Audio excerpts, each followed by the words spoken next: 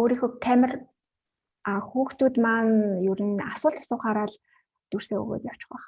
Яг сонсож байхдаа бол сонсоод явчих واخ. Тэгээ аль болох хүүхдүүдэд камера өгүүлсэн шүү. За ойлголоо.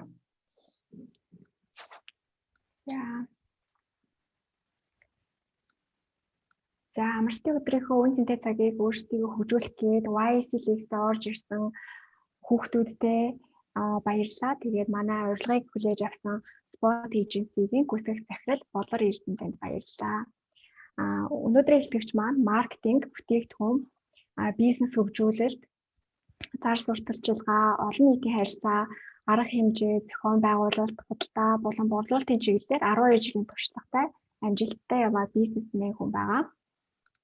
За лекцтэй оролцож байгаа хүмүүс маань Zoom meeting дээр нэр, сургууль, анги зэрэг бичиж оролцоорой.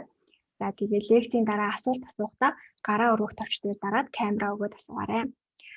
За одоо лекцтэй бүрэн сонсоод нөгөө идэвхтэй оролцсон хүмүүстэд YSC хөтөлбөрт маань оролцож байгаа хүмүүстэд цолны 1 оноо өгөх байгаа. За Болор Эрдэнэ зочин хэлтгэгч маань 4 төрлийн зүйл ярих байгаа. Өнөөдөр за өөрийгөө хэрхэн нээж болох вэ? Хүсэл тэмүүллээ дагах тухай, мөн хувь хүний брендинг гэж юу вэ? Тэгээд юу н өөрийн мэдлэг туршлагаасаа харангүй хуваалцахаар ирсэн байна. Баярлалаа. За тэгээд илтгэлт маань 20-30 минут үргэлжлэх байгаа. Тэгээд илтгэлийн дараа хүмүүс хүссэн асуултаа илтгэгчээс асуунаа. За микрофоноо одоо Болор Эрдэнэ илтгэгчтэй өгье. За бүгдээрэнд нь амралтын өдрийн мэндийг хүргэе. За тэгээд энэ сайхан өдөр бас цаг заваа зарцуулаад миний бас яриаг сонсох гээд орж ирж байгаа залуучууд та бүхэндээ бас баярлалаа. За тэгээд энэ боломжийг олгож байгаа YSC хөтөлбөрийн бас хамт олонд бас талархснаа илэрхийлье. За түрүүн танилцуулсны дагуу би бол яг 2008 оноос хойш маркетингийн чиглэлээр бол ажиллаж байгаа. За үндсэндээ бол 2008-аас 15 он хүртэл бол Mobicom корпорацид ажиллаж исэн. За тэгээ 15 оноос хойш бол маркетингийн Spot Agency гэдэг компанид бол ажиллаж байгаа. За тэгээд үндсэндээ бол өнөөдөр бас гоё сэдвээр бас залуучууд та бүхэндээ ингээд ярилцах болсондоо бол баяртай. За тэгэхээр хамгийн түрүүнд бол мэдээж одоо залуу хүмүүс бол юуг олох хэрэгтэй юм бэ гэхээр цаг хугацаа бол маш богинохон байдаг шүү гэдгийг аягуулсан ойлгох ёстой. Тэгэхээр энэ цаг хугацаа бол өөрөө одоо хорон мөч бүхэн маш их үнцэнтэй байдаг шүү. Тэгэхээр энэ үнцэнтэй цагийг бол одоо өөрөөхөөрөө амьдарч өнгөрүүлэх нь бол хамгийн чухал байдгийн шүү гэж бол хамгийн түрүүнд хэлмээр байна. За тэгээ үндсэндээ бол яг одоо юу гэдэг ингээд оюутан залуучууд хүүхдүүдийн хувьд бол 10 жилээс одоо төгсөөд тийм ээ одоо дунд сургуулаа төгсөөд за тэгээд их сургуульд орох, мэргэжлээ сонгох, анхны одоо ажлын гараагаа эхлэх гэдэг ч юм уу ингээд маш олон одоо амьдралынхаа хувьд бол хамгийн одоо чухал шийдвэрүүдийг гаргадаг энэ үе шат байдаг. Тэгэхээр энэ үе шатыг бол гаргахаас өмнө бол хамгийн түрүүнд бол ер нь чи хинбэ гэдэг өөрийгөө бол одоо нээж болох нь хамгийн чухал байдığım шүү гэж бол хэлмээр байна. Тэгэхээр энэ өөрийгөө нээж болохын хувьд тухайд бол одоо Японы икигай гэдэг хэлцэг байдаг. Тэгэхээр энэ бас их зөв зүйтэй одоо авууштай зүйлүүд бол маш их байдаг. Тэгэхээр энэ дээр хамгийн түрүүнд бол өөрийгөө нээж болоход бол одоо 4 үндсэн зүйлийг харж үздэг байж байгаа. За нэгдүгээрт нь бол яг одоо чи ер нь өөрөө одоо юу ер нь хийхдээ сайн юм бэ тийм ээ? Одоо юу гэдэг код бичдэг юм уу, зураг зурдаг юм уу, дуу дуулдаг юм уу тийм ээ? Эсвэл одоо магадгүй бүтээлч юм хүн байдаг юм уу? Яг энэ юунд дуртай вэ гэдгээ нээж олох хэрэгтэй. Тэгэхээр юу юм гэхээр одоо шууд юу гэдэг нөгөө багаас үүссэн авиас чадвар байна. Дээрээс нь дахиад ер нь огт хийж үзээгүй олон зүйлүүдийг одоо try хийж тэ оролдож үзэх хэрэгтэй байх гэж боддог. Тэгэхээр энэ олон зүйлүүдийг ингээд ер нь хийгээд явж хахад хүн өөрөө ер нь юунд дуртай юм бэ гэдгээ аяндаа ингээд одоо юуг хийж чаддсан бэ, илүү сайн хийж чадхаар юм бэ гэдгээ ойлгоод эхэлчихдэг байж байгаа. Тэгэхээр энэний дараа бол хоёрдугаарт нь болохоор яг түрүүн одоо дурдсан ер нь одоо яг чиний одоо хамгийн хийх дуртай зүйл чи юу юм бэ тийм ээ? Сайн хийж чаддаг зүйлүүд ингээд байж болно, олон байж болно. Гэхдээ энэ дондоос ингээд яг хамгийн одоо чиний тэгээд зүрх сэтгэлээ дөрүүлээд хийж чадах юм дуртай зүйл юу юм бэ гэдгийг бас олох хэрэгтэй байгаа.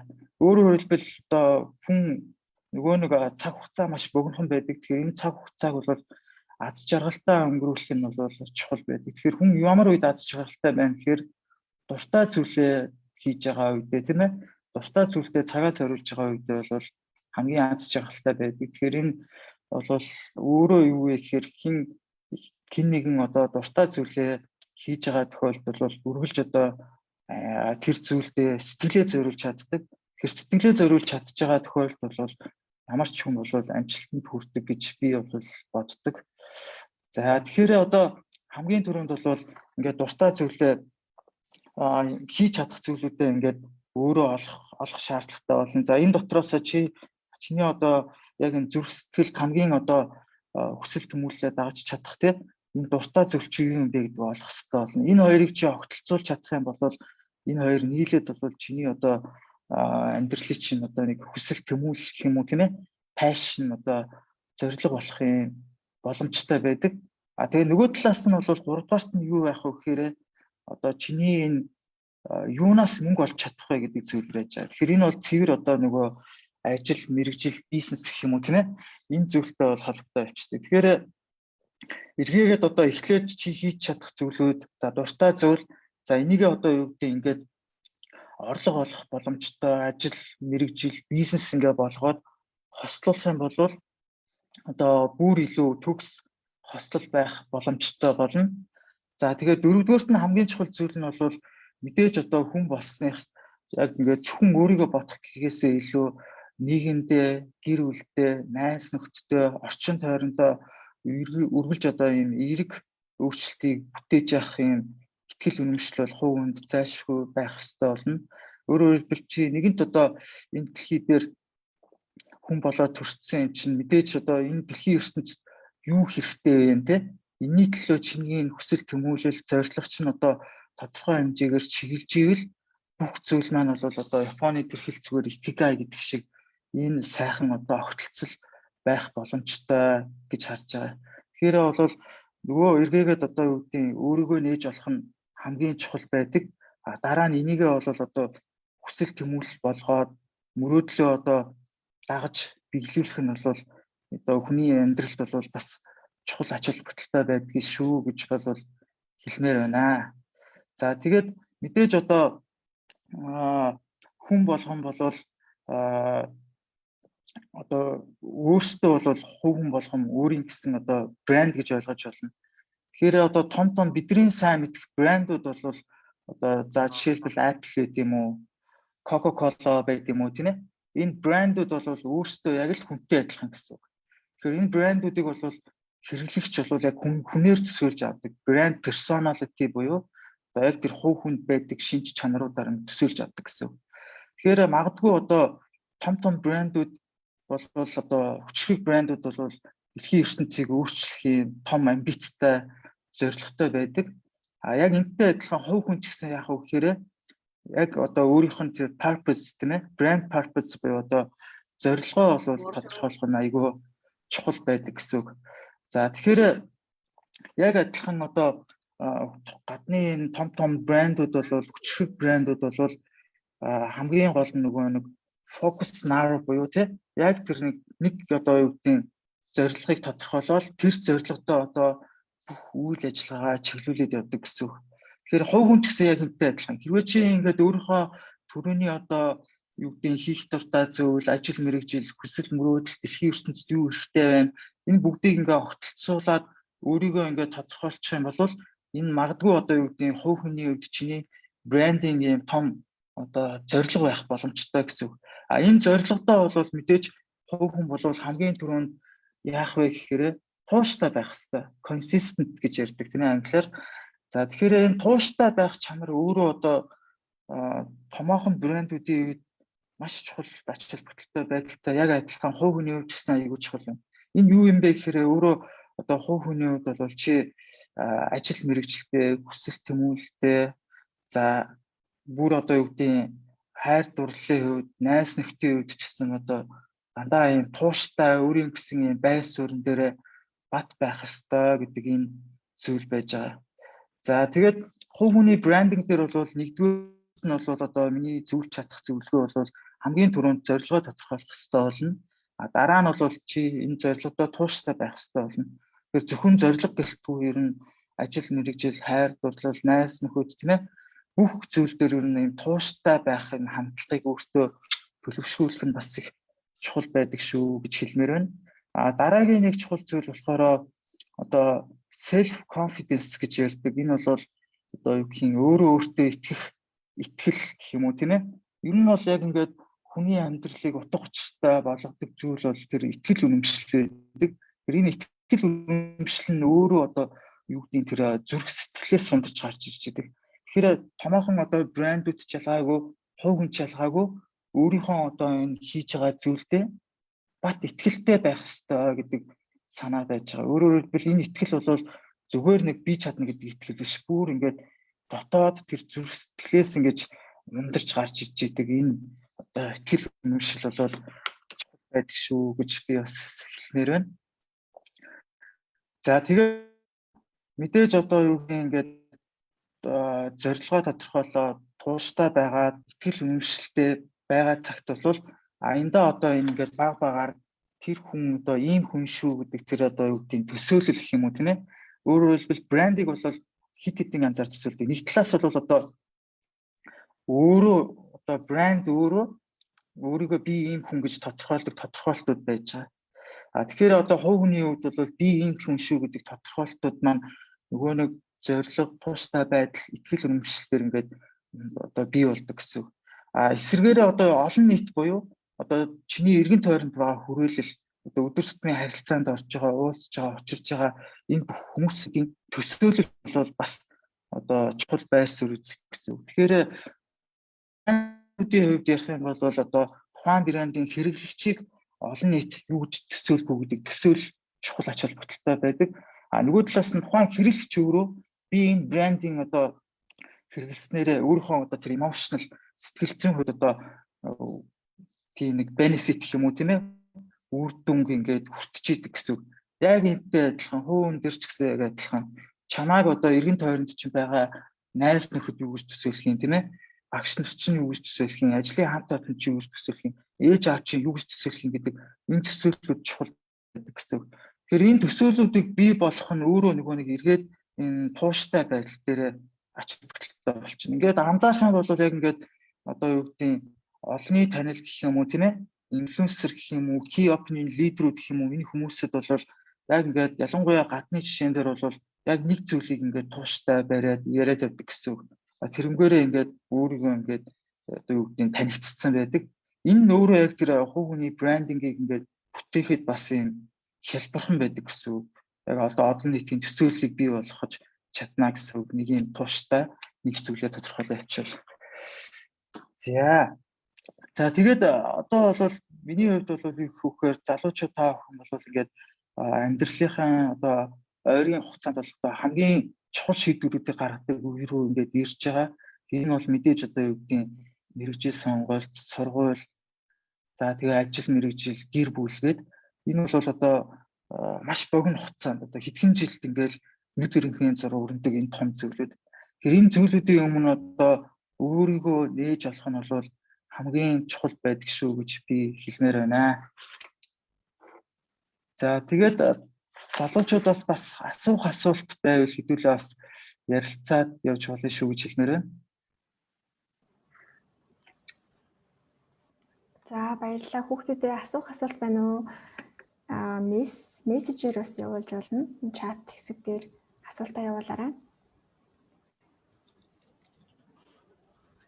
За тэгээ болор эрдэмтдэгчийн хэлснээр тууштай байдал тэгээ зорилгоо тодорхойлох хэрэгтэй. Ер нь хувь хүний брендингээ бий болгохын тулд энэ хоёр зүйл маш чухал гэдгийг ойлгож авлаа.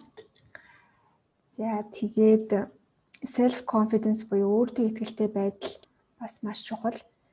Тэр итгэл нь болохоор ингээд яг зүгээр би энийг хийж чадна гэдэг итгэл биш, бүр яг зүрхнээсээ гарсан ийм итгэл, зүрх сэтгэлээс чинь ингээд ундрах ийм итгэл юм байна гэдгийг маш сайн ойлгож авлаа. За хүүхдүүд маань өөрийгөө олох тухай тэгээд ер нь хувь хүний хөгжлийн талаар асуулт байвал чөлөөтэй асуугаад яваарай. Шууд ингээд зөвхөн нэг нь ингээ яриад идэг зүйл биш ингээд хоёр талын харилцаа шүү. Тийм болохоор чөлөөтэй байгаарай гэж хэлмээр байна. За асуух хүүхэд байна уу? За асуулт орж ирсэлтээ сая ярьсан зүйлүүдийг бас ганц нэг жишээгээр бас баяжуулж болох юм байна гэж бодлоо. За зорилгын тухайд бол жишээлбэл бид нар одоо юу гэдгийг Apple брендийг бүгдээрээ мэднэ тийм ээ, гар утас барьж байгаа. За Apple брендийн одоо зорилго юу юм бэ гэдээ харахаар ерөөсөө айгүй энгийн зорилго байдаг. Энэ бол одоо хүмүүсийг бүтээлчээр сэтгэхтэн тусалж чадах юм бол бид нэр одоо дэлхийн ертөнцийг өөрчилж чадна гэдэг ийм одоо үндсэн брендинг юм зорилготой байдаг гэсэн үг. Тэгээд ирэхээр Apple-ийн одоо брэнд мессеж нь бол think different буюу одоо өөрөөр сэтгэх гэдэг ч юм уу тийм ээ. За эндээсээ улбалаад Apple брендинг одоо реклам туршлагаануудыг ингээ харах юм бол ерөөсөө сүүлийн одоо тэр анхны Apple гэдэг personal одоо бүтээгдэхүүн компьютерийг одоо гаргаснаас хойш бүх Apple-ийн одоо реклам туршлага бол дандаа яг энэ үзэл санаан дээр суурилсан байдаг. Өөрөөр хэлбэл Apple-ийн тэр одоо компьютер гар утастай тэр device-ыг ашиглаад өөрийнхөө амьдралд жоохон ч гэсэн юм change хийж байгаа, өөрчлөлт хийж байгаа, эерэг өөрчлөлтийг бүтээж байгаа энэ одоо зүйлүүдийг бол тусгадаг. За энэ эргээгээд бас цаашлаад нөгөө бүтээгдэхүүн үйлчлэгэн дээр шингээд эхэлчихдэг. Тэгэхээр Apple-ийн бүтээгдэхүүнүүдийг ингээ анзаарах юм бол тийм одоо user friendly хэрэглэхэд хэлбэрхэн үйлдвэрлэлийн систем нь.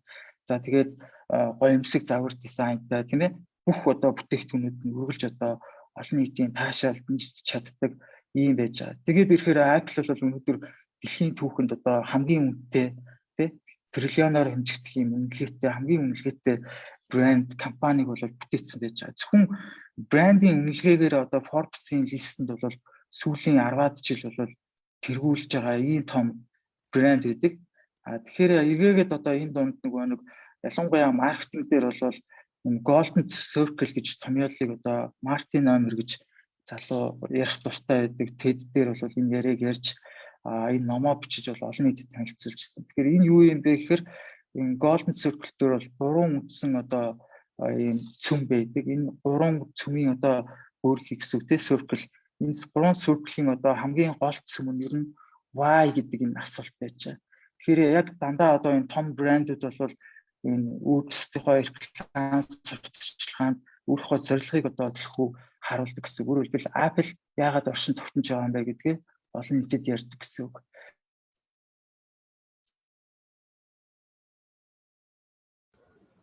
За яг дээр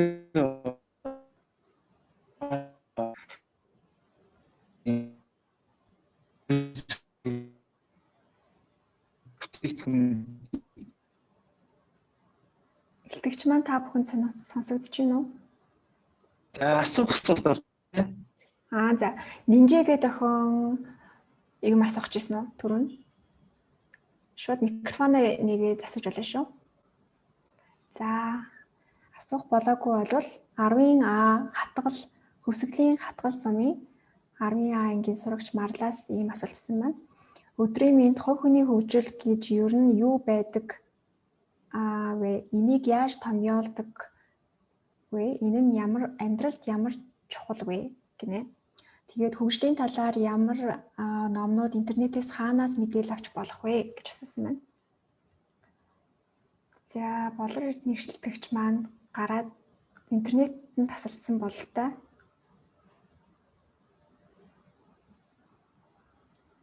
За. Та асуултаа сонсч амжив.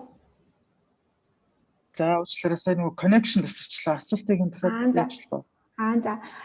Марлаа охин ингэж асуусан байна. Өдрийн мэнд хувь хүний хөгжил гэж ер нь юу вэ?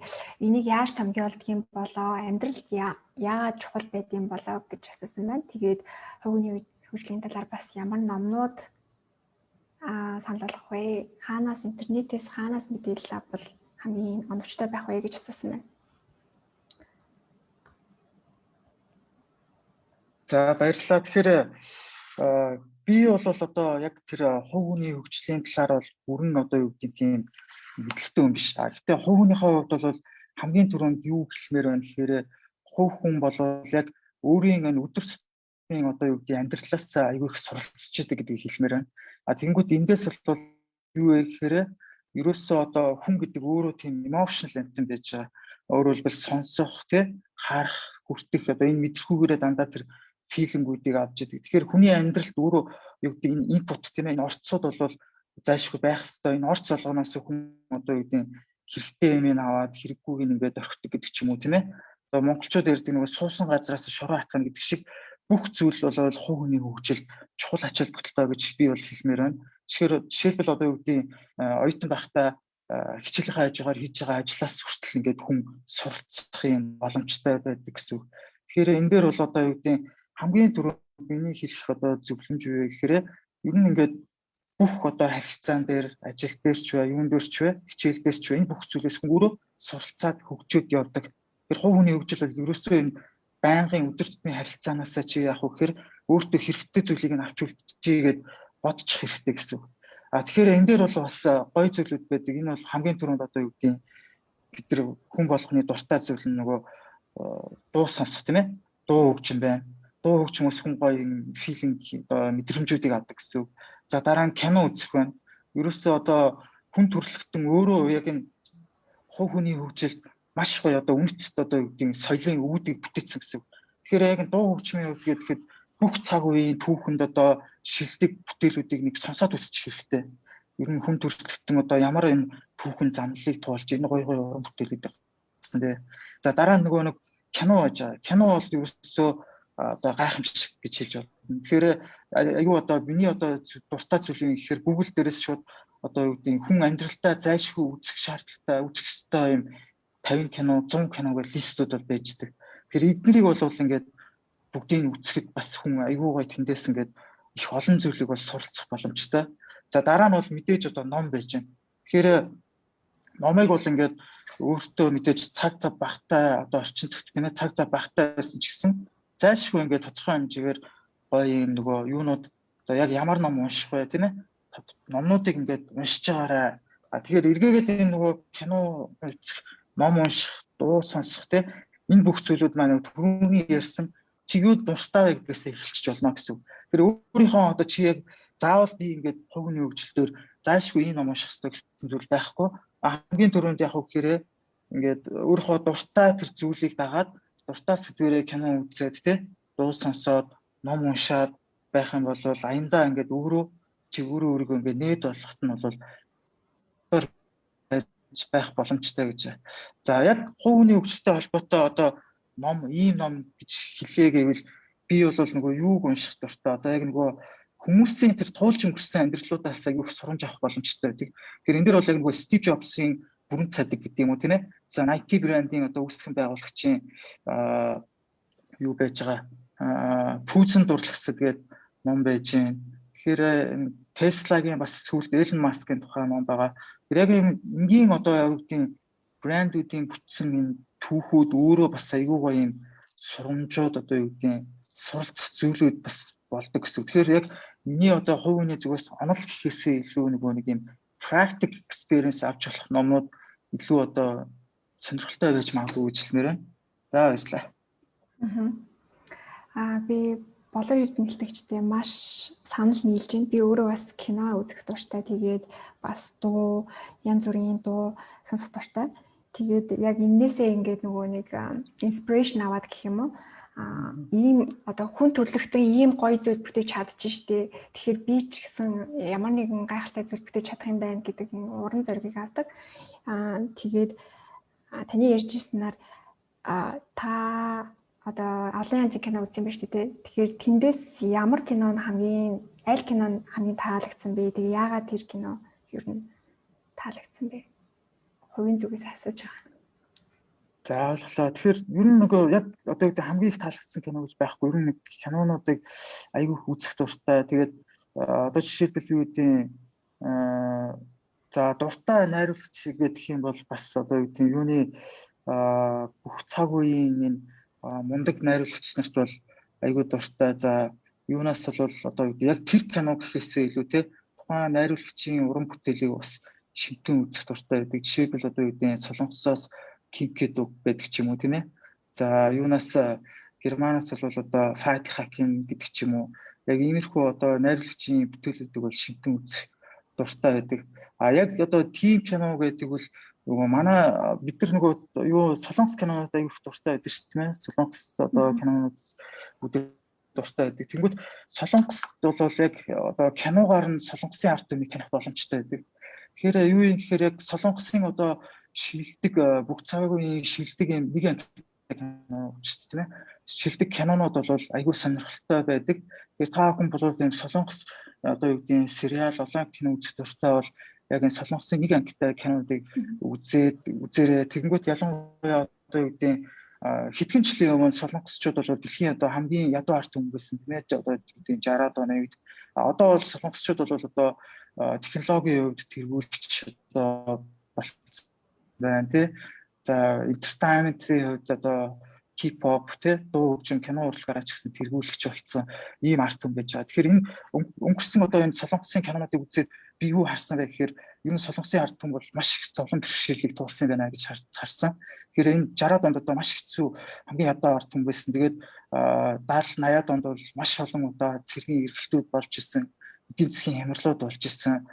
Тэгээд дээрэс нөгөө хоёр солонгосын таагүй харилцаа эднэргээд энэ хүнд хэцүү цаг үед бол арт түмэн бол маш зовлон бэрхшээлийг туулсан гэж харсан. Тэгээ эндээс бол одоо яг солонгосын арт түмэн бол яг одоо яг түрүүний хэлдэг шиг зүрх сэтгэлээрээ нэгдэж чадсан арт түмэн болов.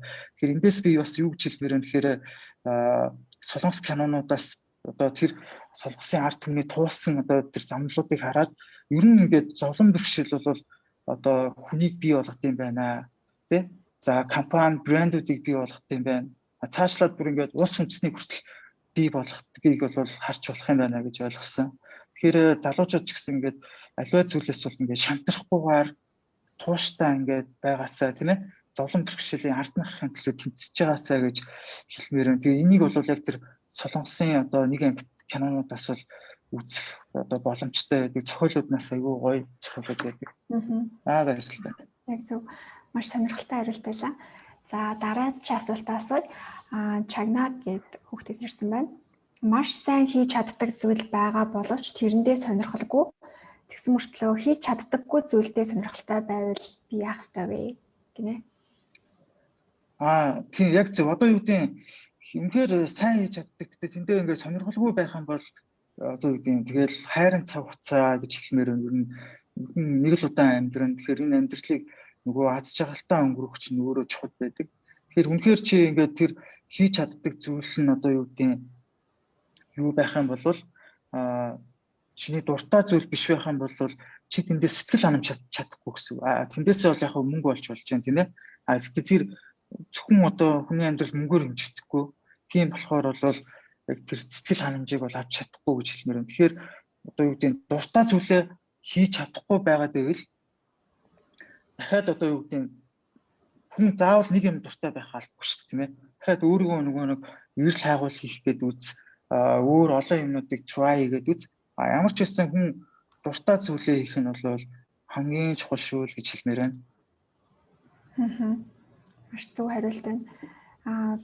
Би бас энэ асуулттай нэлийн холбогдож байна л да. Би өөрөө инженерээр сурсан. Тэгээд ер нь математикт аягүй сайн байсан. Одоо ч гэсэн сайн л байх. Гэхдээ яг өөрөө яг ингээд амьдралынхаа турш тэрийг одоо инженерийн салбарт ингээд ажиллаад сайхан амьдарч болох боловч яг миний хүсэж байсан зүйл биш байсан. Тэгээ би чадахгүй ч гэсэндээ одоо энэ төрлийн бас байгууллагад ороод ч юм уу те сонирхолтой олон нийттэй харилцан ажил хийж үзэж байгаа нь өөрийнхөө чаддаггүй зүйлээ сонирхолтой учраас хийж байгаа ийм нэг жишээ байна.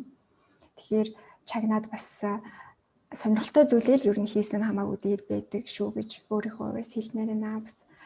За ховдын манхан сумын Тэмүүлэн гээд хүүхдээс ирсэн байна. Сошиал медиа маркетингийн талаар та жоох мэдлэг өгөөч гинэ.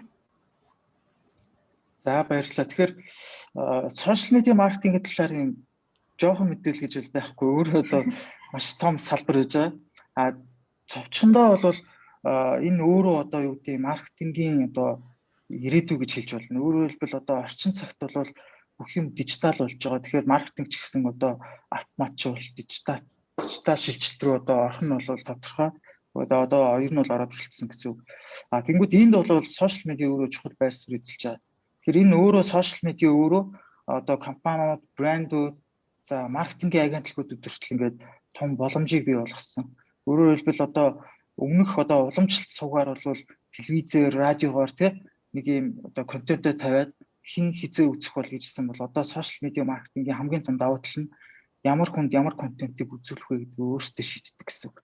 Тэгэхээр энэ бол одоо хязгааргүй боломж байгаа. Тэгэхээр энэ сошиал медиа бол өөрөө одоо маркетингийн одоо том одоо ирээдүй байр суурь гэж би бол хэлмээр байна. За үндсэндээ товчхон одоо ойлголт гэх юм бол хамгийн энгийн ойлголт нь ерөөсөө л түрүүний хэлдэг чи одоо аудиенс тийм ээ яг зорилт зах зээлээ өөрөө тодорхойлоод тэрэндээ хизээ ямар контентыг хүргэж чадах уу гэдгээ шийднэ гэдэг өөрөө гайхамшиг. Тэрийн гайхамшиг бол сошиал медиа болгож байгаа. Тэгэхээр товчхондоо бол одоо сошиал медиа маркетинг бол ерөөсөө энэ л гэж хэлмээр байна. За сошиал медиа маркетингийн мэдлэгээ сайжруулах гэвэл та ямар одоо их сурвалжийг санал болгох вэ? За ерөөсөө юун дээр бол сошиал медиа маркетинг дээр бол айгүй хэлбэрхэн байж байгаа. Интернет гэдэг өөрөө гайхамшигтай зүйл гэж байна. Тэгэхээр интернетээр одоо сошиал медиа маркетингийн талаар мэдээллүүдийг бол цуглуулах боломжтой.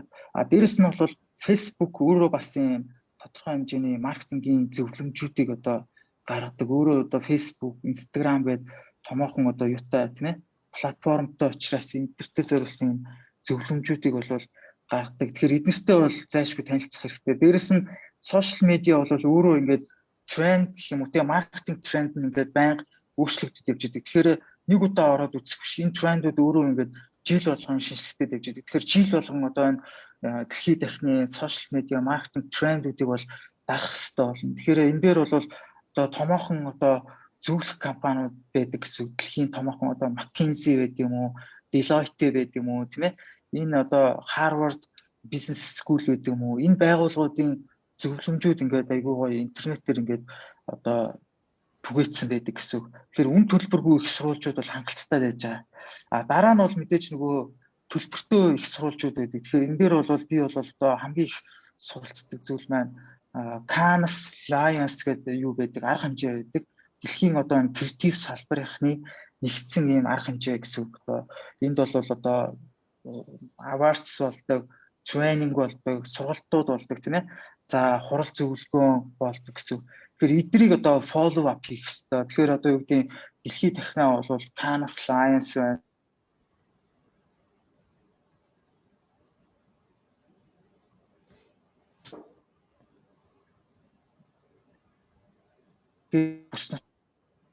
Тийм ч бас шүү гэж хэлнэ. За илтгэгчийн маань дуун жоохон тасарчлаа сүлд. За өөр асуу. За Ninja гэдэг охин дунд говьоос албагдсан. За дахиад хэлээ. Тэгээд түрүүний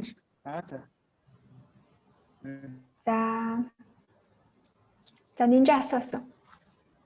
За миний асуулт болохоор ер нь бол таны хувьд таны бодлоор яг өөрийгөө бүтээх хэрэгтэй гэж боддгоо эсвэл өөрийгөө ингээд одоо олох хэрэгтэй гэж боддгоо. За бас энэ дээр болохоор яг би ингээд ер нь амар за миний сонирхол яг юм бол би яг ямар юм дуртай юм бол гэдгийг олохын тулд амар олон юм ингээд одоо цаг алдалгүй ингээд хийж үзэх яадаг хүсдэг бас хийж үздэг. Тэгээд яг манай найз болохоор надад зөвлөлтөө чи ингээд амар одоо өөрийгөө олох гол одоо хүчлээд байх хэрэггүй. Зүгээр яг ийм юм чинь дараа нь ингээд аяндаа чанд ирдэг. Одоо чи өөрийгөө ингээд аяндаа л ер нь өөрийгөө ингээд яг байгаагаар нь байлга тэгэл аяндаа тэр зүйл чи ирнэ гэдэг дэс ахгүй. Тэгээд таны хувьд болохоор аюуг зөвлөх вэ? Мьют болсон байна. За сонсогдож байна уу да? За sorry миний бас нөгөө connection тасраад шиг байна. Би өөрийнхөө жишээг бас хэлмээр юм хуваалцмаар юм уу гэж бодлоо. Яг нөгөө миний амьдрал бас тохиолдож ирсэн кейс. Би болохоор одоо үгүй 10 жилд байхдаа бол тийм маш одоо тийм зожиг гэх юм уу тийм ээ дотгошоо хүн байсан гэсэн үг. Тэгээд нээлттэй ярьж чаддгүй хүнтэй харилцаанд орохдоо хүртэл ингээд бүр ингээд салгалаад зүрх ингээд дисгэж байгаа юм шиг ингээд хүнтэй бүр юм харилцаанд орч чаддгүй тийм хүүхэд байсан. Тэгээд аялах дуртай байсан. Тэгээд аялах дуртай байж байгаад ер нь юм аялал жуулчлалаар бас сургууль сурах ёстой ч юм уу гэж бодоод анх бол аялжуулч гэдэг мэргэжлийг сонгож ирсэн. Гэхдээ яг ингээд оюутан болоод нөгөө их сургуульд ороод найз нөхдөдтэй болоод за тэгээд дээрэс нөгөө нэг одоо үгдийн өөр орчинд ороод ийм одоо үгдийн өөрийгөө ингээ өөрчлөх хэрэгтэй байна гэдэг юм бодол төрсөн. Тэгээд юу гэдгийг гол нь бол одоо юу гэдгийг 10 жил байсан би бол одоо маркетинг хэл нөгөө хүнтэй ч ярьж чадахгүй тийм хүн байсан бол одоо ингээд маркетингийн чиглэлээр ажиллаад явж байгаа. Тэгэхээр магадгүй юу ингээд чиний өмнө нэг тийм wall тий хаана ингээд байгаа юм шиг санагдчихвэл тэр ханыг нураах гэж хичээгээрээ айлхаар ихтэй тэрийг нураагаад өөрийгөө өөрчилж чадах юм бол бас амьдрал сонирхолтой байж магадгүй өөрчлөлөөс нь харах боломжууд бас нээж магадгүй. Тэгээд юу болохоор юу гэдэг ингээд заавал ингээд би өөрийгөө нээж олохгүй байна. Одоо ингээд түрүүн бид хэд нөгөө Apple-ийн жишээг ярьжсэн тийм ээ. Стив Джобс бол одоо өөрийгөө нээж олно гэдэг инстинкт 2 жил ингээд мөнгөгүй тэгээ гутлахгүй ингээд даяанчилсан гэж байгаа байхгүй юу. Тэгээ хүн болгоо ингээд янз бүрийн арга хэрэгэлдэг л гэсэн. Би болохоор яг тэр нөгөө их сургуульд байхдаа одоо өөрийн найз нөхдийн хүрээллээсээ одоо тэр юуг мэдрэмжийг бол авсан одоо ер нь ингээд өөрчлөгдөх ёстой юм байна. Тэгээд миний найзууд болохоор оюутан найзууд дандаа кино урлагийн ангийн хүүхдүүд байсан л та. Тэгээд тэндээс бол би яг нөгөө нэг өөрөө ер нь ингээд одоо юу гэдэг юм маркетингийн хүн юм байна гэдгийг анх оюутан байхдаа нээж олж ирсэн. Тэгэхээр би тэрийг бол юу гэдэг найз нөхдөөсөө ингээд тэр нэгдүгээрт өөрийгөө өөрчлөх хэрэгтэй байна. Би одоо маркетингд илүү дуртай байна гэдгийг найз нөхдийн хүрээллээсээ бол авч ирсэн. За тэгээд дээрэс нь багш нар айгүй чухал ач холбогдолтой байдаг. Яг хүний амьдралд одоо тархинд нь гэрэл асаадаг тэр хүмүүс бол өөрөө нөгөө тухайн хүнийг өдөртөн чиглүүлж байгаа багш нар байдаг. Тэр яалтчгүй эргээд нөгөө боловсрал айгүй чухал гэсэн үг. Тэр одоо үүдийн их сургууль бол яг тэр чи өөрийгөө олоход бол маш том байр суурь эзэлнэ. Тэр энэ их сургуульд байгаа багш нар чиний тархинд ямар гэрэл асаах вэ гэдгийг өөрөө бас одоо маш сонирхолтой байдаг гэсэн үг. Тэгэхээр яг энэ нөгөө миний тархинд одоо энэ гэрэл асааж ирсэн хүмүүс тухайн үед бол найз нөхөд бол багш нар байсан. Тэгэхээр одоо заавал ингээд санаа зовох шаардлагагүй одоо яарах шаардлагагүй гэсэн үг. Гэхдээ юу гэдэг нь ингээд маш энгийн жишээ бол зүгээр найз нөхдөд ч хүртэл ингээд хүнийг өөрчилж чаддээ шүү гэж хэлмээр байна. Маш сонирхолтой харилцаа. Та нөгөө нэг найзуудын хүрээлэлтэд ингээд байж байхдаа өөрийгөө маркетингийн чиглэлээр явах хэрэгтэй юм байна гэж ухаарсан гэсэн чинь яг ямар зүйл нь таны тэгж ухааруулсан юм бол? За энэ ерөөсөө юутай л холбоотой нөгөө манай найзууд маань ингээд кино үзэх айгүй тийм дуртай кино урлагийн залуучууд байсан. Тэгээд тэднэр бол өөрсдөө ингээд нөгөө кино гэдэг бол ерөөсөө story. Маркетинг өөрөө бас дандаа нөгөө story telling гэдэг. Тэгэхээр ингээд айгүй гоё юм сонирхолтой болж ирсэн. Дээрээс нь нөгөө нэг би ингээд нөгөө аялал жуулчлалын чиглэлээр ингээд сурч яхад аялал жуулч гэсэн ингээд хүнийг ингээд тухайн destination татахын тулд заашгүй одоо story telling те маркет хийх хэрэгтэй. Тэнгүүт ингээд гоё огтлцоонууд гарч ирсэн л дээ. Ингээд өөрөө аялах дуртай байна. Тэгээд кино дуртай болцсон. Тэгээд дээрэс нь ингээд багш нар гоё юм нөгөө гэрэл одоо асааж ирсэн гэсэн. Тэгээд ер нь би яг юм одоо юу гэдэг киноноос улбалаад одоо story telling-тэй гоё юм зохиолууд, маркетингийн гоё одоо рекламууд гэдэрийг ингээд бүр ингээд шимтэн үүсэх юм дуртай болцсон гэсэн. Тэгээл ер нь за би ер нь одоо маркетингийн чиглэлээр ер нь ажиллах хэрэгтэй байна гэж ойлгосон. За саруул гэдэг хүүхдээс асуулт ирсэн байна. Сайн байна уу? Та өөрийгөө хэрхэн идэвхжүүлдэг вэ? Компани байгуулад олон жил болжээ. Энэ хугацаанд шантрах үе гарч байсан уу? Тэр тохиолдолд яаж өөрийгөө дайчилж зөвжүүлж байсан бэ гэж асуусан байна. За баярлалаа. Яг 14 онд анх компани байгуулсан гэсэн үг. Тэгээд 15 оноос хойш үйл ажиллагаа явуулж байгаа.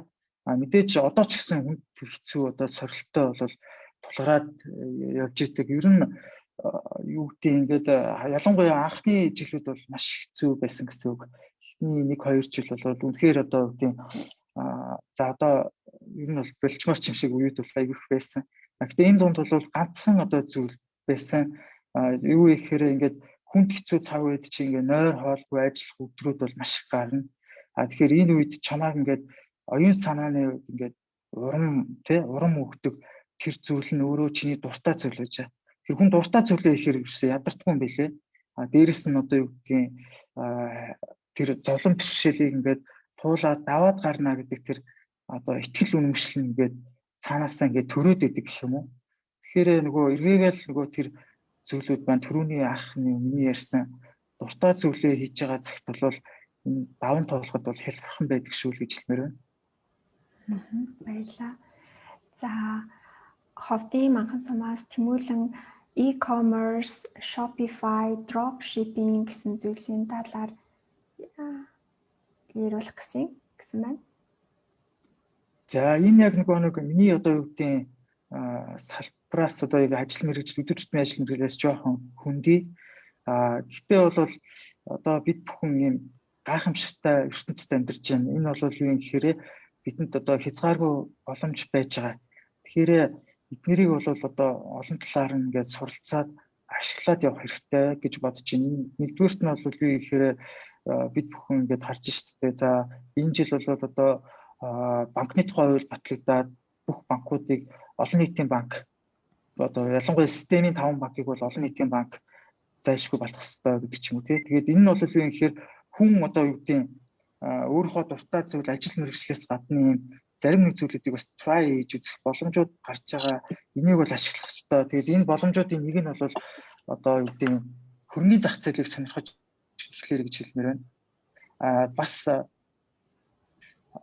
юу гэдэг крипто валют гэдэг айгүйх яригдаад эхэлж байгаа. Тэгэхээр маш болгоомжтойгоор одоо тэр арилжаанд оролцохгүй ч гэсэн ер нь ингээд суралцаад бас давхар хажуугаар ингээд санхүүгийн чиглэлээр те онлайн худалдаа, e-commerceтэй холбоотой юм зүйлүүд ялангуяа хөрөнгөний зах зээл болон крипто валюттай холбоотой чиглэлээр давхар одоо чи өөр мэргэжлийн хүн байсан ч гэсэн энэ суралцаад явж явах хэрэгтэй шүү. Тэгэхээр бид нар бол одоо нэг ертөнцид амьдарч байгаа. Энэ ямар ертөнц вэ гэхээр ерөөсөө дижитал шилжилт рүү шилжиж байгаа дэлхийн ертөнц гэсэн үг. Тэгэхээр ямар ч мэргэжил сонгосон бид нар хүссэн энэ технологийн одоо үгдийн харилцаанд зайлшгүй одоо оролцсон. Тэгэхээр өөрөө хүн болгон бол одоо юу гэдэг технологийн юмыг бол зайлшгүй ингээд одоо би дуртайч дургуйч те зайлшгүй мэдэх ёстой зүйл бол энэ шүү гэж хэлмээр байна. Баярлалаа. За сайн шандаас мөнхчин гэдэг хүүхд асуусан байна. Сайн байна уу? Та түрүүн хэлэхдээ хүнтэй харилцах ярих чадамж муу сандардаг гэсэн штэ. Одоо тэгвэл яг ийм байгаа юу? Эсвэл өөрчлөгдөж чадсан уу? Хэрвээ өөрчлөгдсөн бол яаж өөрчлөгдсөн бэ гэж асуусан байна. Юу байгаа одоо бол одоо юу гэдэг өөрчлөгдөж чадсан. Ягаад гэхээр миний нөгөө ажил дандаа хүнтэй ярих харилцах юм ажил байдаг гэсэн үг. Энэ болохоор юу гэдэг ингээд яаж бүрэлдэхүүн бий болсон бэ гэхээр нөгөө маш олон удаагийн хичээл зүтгэл тийм ээ хэрэгтэй гэж хэлмээр байна. Тэгэхээр би өөрөө энийг яаж даван тулсан бэ гэхээр анх нөгөө их сургуульд байхдаа ингээд илтгэл тавьдаг тийм ээ.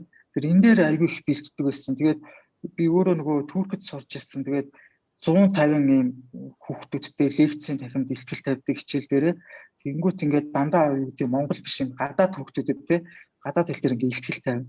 Тэгээд эндээс би өөрөө нөгөө юуг олж харсан бэ гэхээр 150 хүүхдтэй ингээд танхим заал намайг ингээд илтгэл тавих үед чив чимээгүй болсныг би өөрөө анзаарсан. Тэг бүх хүн ингээд миний яг ингээд яриаг сонсч эхлэхийг мэдэрч эхэлсэн. Тэгээ яг энэ үед л би яг ингээд жинхэнэ одоо юу гэдэг ингээл юугаа лекцээ ингээл тавьж явахдаа тэндээсээ бүр ингээ урам аваад бүр илүү ингээд огшоод тийм ээ илтгэлээ ингээд аюу гой тавьж ирсэн. Тэгээд яг энэ болохоор энэс хойшоо ингээд ер нь нөгөө сургуулиуд дээр ингээд 4 жилийн хугацаанд их сургууль дээр ингээд юу гэдэг нь даалгаврууд өгөөд илтгэлүүд тавихад яг одоо өөрийгөө магтж байгаа юм биш. Тэр миний илтгэлүүдийг ингээд тэр турк гоётнод сонсох дуртай болсон байсан багш нар хүртэл. Тэгэхээр эхэндээ бол ингээд хүн юм шиг санагддаг тийм байнгын бэлтгэл хийх хэрэгтэй. Тэгээд зовсон ч бүр ингээд гарчин салгалаад гараад чинь алганы хөлс ингээд гарч исэн ч гэсэн айж хэмээх зүйл байхгүй.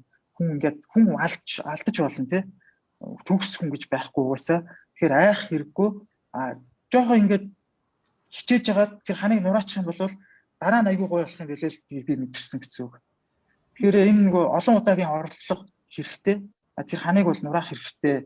Тэгээд тэрийг айгүй өөрөө мэдрээд эхлэхээр аяндаа одоо юу гэдэг тэр нөгөө лекц таах нь арга тактикуд байж байгаа. Тэгэхээр тэр нь өөрөө ингээд дотроосоо бий болоод ирчдэг.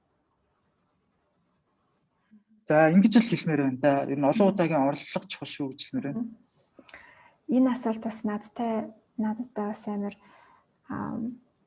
юу ойр тусч юм л да. Ер нь ярианы чадвараа сайжруулах хийн тулд маш олон удаа ингээд оролдоод үзээл энэ тэнд ингээ яриа өгөх ёстой ч юм уу те ярилцлага өгөх ёстой тийм зүйлүүдэд ингээд айжсэн ч гэсэн очоод тэгээд яг сэтгэл зүрхнээсээ ингээд яриад яг ингээд юу хэлэх гээд байгаагаа хичээгээд ярих юм бол ер нь хүмүүс сонсоод хүмүүст нөлөөлж болд юм байна гэдгийг мэдээ тэгээд ингээд практис хийгээд ах тусмаа одоо нэг юм ярьсан бол дараа нь нэг хүн одоо жишээ нь та ястаа гоё ярьсан шүү ч гэдэг юм уу тэгэж ингээд ийм урам зориг авах боломжтой. Яг ингээд хийгээл ах юм бол нэг хүн тэгж хэлжил дараа тэгэнгүүт айгүй гоё ингээд мэдрэмж төрөөд өөртөө илүү ихтэй болно. Тэгээд тхийн тулд ингээд маш олон одоо оролдох хэрэгтэй л гэсэн үг. Бүх юмтай адилхан оролдож ижил сайжрна. Тийм зүйл байгаа шүү. За хүүхдүүдээ ер нь манай лекцийн цаг маань өндөрлөгт өгч байна. Тэгээ сүүлчийн асуултуудаа авъя. За марлмаа асуух уу? Ер нь бүгдээрээ сэтгэлдээ хуваалцъя. Энэ лекцэнд ороод зөндөө юм сурч авсан байх гэж найдаж байна. За юу бодцоож байна хүүхдүүдээ? Хүүхдүүд маань сая ярьлаа шүү дээ.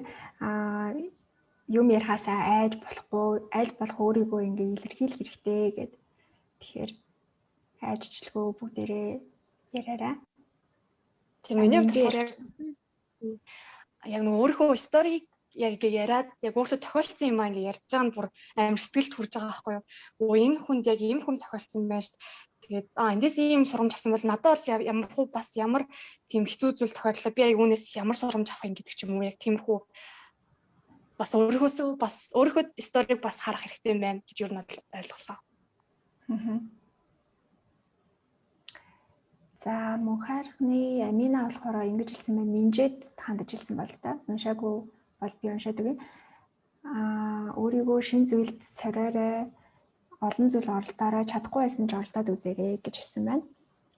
За саруул маш их зүйлийг ойлголоо. Танд ажлын амжилт хүсье баярлалаа гэж хэлсэн байна.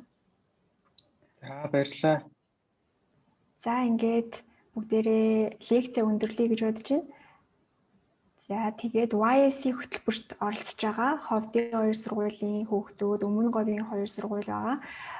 Улаанбаатарын 2 сургууль, тэгээ Хөсгөлийн 2 сургуулийн хүүхдүүд үлдээд бүртгүүлээрээ бүгдээрээ YSC цолныхоо оноог авах байгаа шүү. За ингээд манай YSC лекцэнд уригдсан Болор Эрдэнэ нэлтгэгчтэй маш их баярлалаа. Өөрийнхөө үнэтэй цаг завыг зарцуулаад сэтгэлээсээ хүүхдүүдэд үнэтэй өөрийн одоо мэдлэг туршлагаасаа хамгүй хуваалцсан маш их баярлалаа. За баярлалаа. Бүгдээрэнд нь амжилт хүсье. За баярлалаа. Баярлалаа. Нэг юм асууж болох. За тэгдэг. Тантай болохоор нүг та яг ихтгэл тавих тал дээр амар юу юм шиг санагдлаа. Одоо тийм туршлага ихтэй. Тэгээ би бас яг ихтгэл тавьж сурах гэж юу нь бол бодож байгаа. Яг саяхан нэг тэмцээнд орсон тэгээд яг чадаагүй. Тэгээд одоо амар эрчимтэй сурах гэж бодож байгаа. Танаас хуваараа зөвлөгөө авч болох болов уу? За болно. Юу яагаад Facebook-оор шууд холбогдоод ороод ирчих болно. За баярлалаа. За баярлалаа. Тэр Болор Эрдэнэ нэлтгэгчийн Facebook хаягийг нь тавьчих.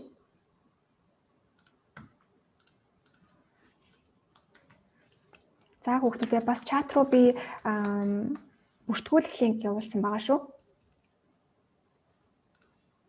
Хүүхдүүдээ ороод бүртгүүлээрэй. За Facebook хаягийг нь явуулчлаа. За хүүхдүүдээ энэ линкээр ороод бүртгүүлээрэй. За уучлаарай нэг зүйл асууя гинэ. Саруул. За асуу. Мессежээр асууж байна.